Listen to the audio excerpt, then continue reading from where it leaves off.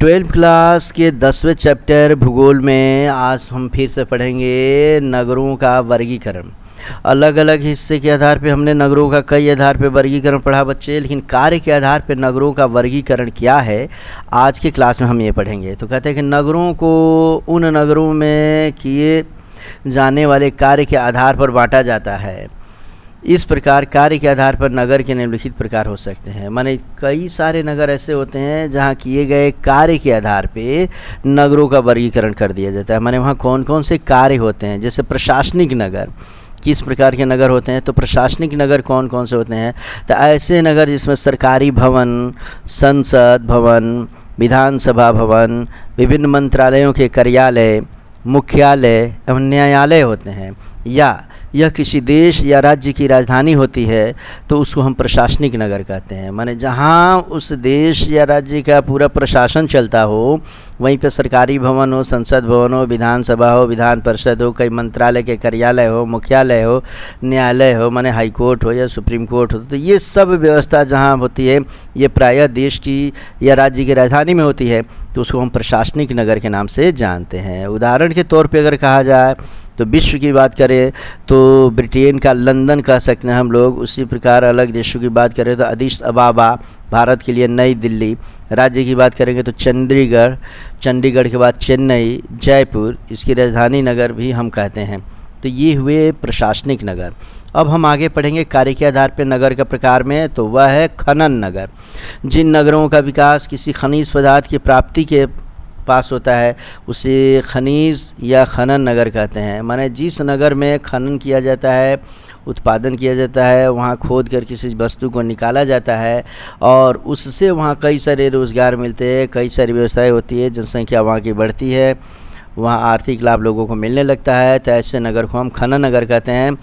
जैसे भारत के कई सारे नगर ऐसे हैं जैसे रानीगंज, झरिया, अंकलेश्वर, धनबाद, डिगबोई, सिंगरौली, ये अलग अलग खनन नगर प्रसिद्ध नगर है भारत के। उसी प्रकार गैरिसन या छावनी नगर किसे कहते हैं, तो गैरिसन या छावनी नगर में पढ़ेंगे कि जिन नगरों का विकास सुरक्षा की दृष्टि से छावनी के रूप में किया जाता है वे गैरिसन या छावनी नगर कहलाते हैं। मतलब समझेंगे बच्चे कि हमारे देश को सुरक्षित करने के लिए भारत के विभिन्न राज्यों में अलग अलग हिस्से में मुख्य तौर पे सीमावर्ती क्षेत्रों में छावनी नगर बनाया जाता है। छावनी नगर में वहाँ मतलब समझो कि सैनिकों को रखा जाता है और वहाँ प्रशिक्षित किया जाता है। साथ ही साथ ये व्यवस्था की जाती है कि यदि उस क्षेत्र के किसी देश से अगर हमारा युद्ध होता है तो उधर के छावनी से ही सैनिकों को ले जाकर और वहाँ से हमारी सुरक्षा की जाएगी।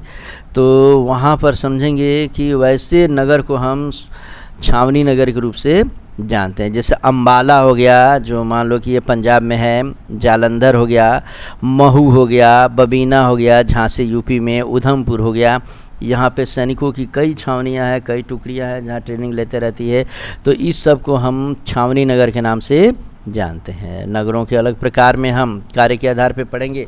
औद्योगिक नगर, तो औद्योगिक नगर में अब हम पढ़ते हैं बच्चों इस तरीके से कि जिन नगरों का उद्भव, विकास तथा अस्तित्व विभिन्न वस्तुओं के निर्माण एवं औद्योगिक प्रक्रियाओं पर आधारित होता है उसे औद्योगिक नगर कहते हैं। अर्थात जिन नगर में उद्योग के आधार पर नगर स्थापित हो, जहां कार्य करने वाले लोग उद्योग से जुड़े हुए हों और उद्योग में ही जुड़कर वहां से रुपये पैसे आर्थिक लाभ कमाते हों, अपना विकास करते हों, अपने अस्तित्व बना के रखे हों, वहाँ निर्माण की चीज़ें बनती हो बार बार, तो ऐसी औद्योगिक प्रक्रियाओं पर आधारित उद्योग को ही हम औद्योगिक नगर के नाम से जानते हैं। तो औद्योगिक नगर में हम पढ़ेंगे जैसे शेफील्ड, इसमें शेफील्ड इंग्लैंड का कहा जाए, उसी प्रकार पिट्सबर्ग कहा जाए। भारत की बात करेंगे, थोड़ा सा हम झारखंड की बात करेंगे तो जमशेदपुर की छोटा की मात्रा से लिखेंगे, जमशेदपुर है। मुंबई है, हुगली है जो बंगाल में है बच्चे, उसी प्रकार भिलाई मध्य प्रदेश। उसी प्रकार आगे मोदी नगर, सेलम, कोयम्बटूर, ये सब ऐसे जगह है जो औद्योगिक नगर के नाम से जाने जाते हैं।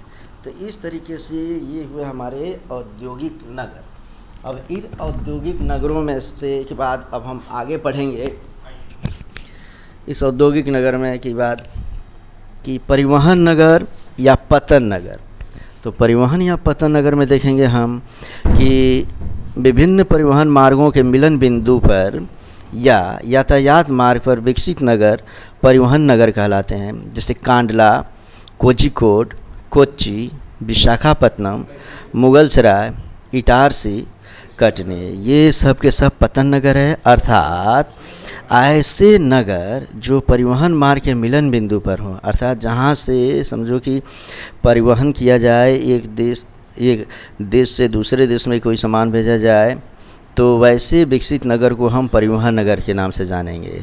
और आगे हम पढ़ेंगे इसमें से शैक्षिक नगर। जिन नगरों का विकास शिक्षा, कार्य एवं प्रशिक्षण संस्थानों के रूप में हुआ है उसे शैक्षिक नगर कहते हैं। अर्थात वैसी जगह जहाँ पे शिक्षा की प्रचुर व्यवस्था हो और वहाँ शिक्षा के क्षेत्र में ही हर लोग जुड़े हुए हों, तो उसको हम शैक्षिक नगर के नाम से जानेंगे।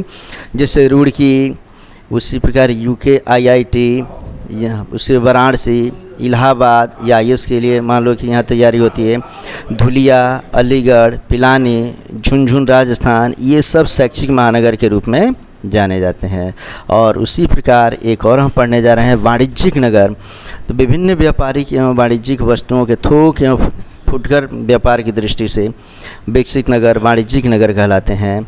जैसे वाणिज्यिक का मतलब हो गया कि व्यापार और वाणिज्य के दृष्टिकोण से वस्तुओं के आदान प्रदान करने के लिए, आयात निर्यात करने के लिए वहाँ पे थोक और फुटकर दोनों प्रकार के व्यापारी अपनी व्यवस्था करते हैं। तो इस जगह को हम वाणिज्यिक नगर के नाम से जानते हैं। जैसे कोलकाता हुआ, सतना हुआ, सहारनपुर UP और मुंबई। और अब हम इसमें से पढ़ने जा रहे हैं धार्मिक और सांस्कृतिक नगर। तो जिन नगरों का विकास किसी धार्मिक मस्जिद, गिरजाघर, गुरुद्वारा आदि की स्थिति के कारण होता है तथा धार्मिक क्रियाओं की प्रधानता पाई जाती है, उसे धार्मिक और सांस्कृतिक नगर कहते हैं। जैसे विश्व के ऐसे बहुत सारे देश हैं जहाँ के नगर किसी न किसी धार्मिक मस्जिद के लिए, मंदिर के लिए, गुरुद्वारा के लिए, गिरजाघर के लिए, इस सब के लिए प्रसिद्ध है। और वहाँ लोग तभी जुटते हैं जब किसी न किसी धार्मिक दृष्टिकोण के इरादा से लोग गए हों। और उसी में है इसमें से कि जेरूसलम, मक्का, जगन्नाथपुरी, वाराणसी, मथुरा, अमृतसर, हरिद्वार की चंडी देवी है प्रसिद्ध, कुरुक्षेत्र, पुष्कर जो अजमेर में ब्रह्म का इकलौता मंदिर है, अजमेर में मोहम्मद चिश्ती, ख्वाजा मोइनुद्दीन चिश्ती रहमतुल्लाह अन्हु की दरगाह है, उसके लिए है, उज्जैन है, पुरी है, भगवान जगन्नाथ का मंदिर वहाँ पे मिलेगा उड़ीसा में, उसके बाद तिरुपति ये आंध्र प्रदेश में, बालाजी वेंकटेश्वर मंदिर, ये सभी ऐसे शहर हैं जो धार्मिक और सांस्कृतिक नगर के रूप में प्रसिद्ध है। नेक्स्ट इसमें से अंतिम है पर्यटन नगर। वे नगर जो अपने उत्तम स्थिति तथा अनुकूल जलवायु के कारण विभिन्न देशों के पर्यटकों को आकर्षित करते हैं, उन्हें पर्यटन नगर कहा जाता है। जैसे नैनीताल, मसूरी, शिमला, उसी प्रकार जोधपुर, माउंट आबू का सिरोही, जैसलमेर का हवेली महल, हवा महल जिसे बोलेंगे हम लोग, वहाँ भी है। उसी पर ये जैन से संबंधित है। ऊटी, उडगमंडल, ये नीलगिरी पर्वत पर स्थित है। ये सब पर्यटन के लिए प्रसिद्ध है। अर्थात जो व्यक्ति जिन नगरों में जब व्यक्ति पर्यटन के उद्देश्य से जाता है, मनोरंजन के दृष्टिकोण से जाता है, और उस नगर को हम पर्यटन नगर के नाम से जानेंगे। इस प्रकार नगर कितने प्रकार के होते हैं, प्रत्येक नगर का प्रकार हमने पढ़ा। और नगर के प्रकार में नगरीय बस्तियां कौन कौन सी होती है, नगरीय बस्तियों के वर्गीकरण का आधार क्या है, आधार के बाद से कार्य के आधार पर नगरों का वर्गीकरण हम मुख्यतः 9 हिस्से में किए और ये सब हम पढ़ चुके हैं। तो कार्य के आधार पे किस प्रकार नगरों का वर्गीकरण करेंगे ये सब हम देख चुके हैं। इसे पूरा देखो, फिर अगले क्लास में हम पढ़ेंगे इसमें से बच्चों नगरीय बस्तियों के प्रकार।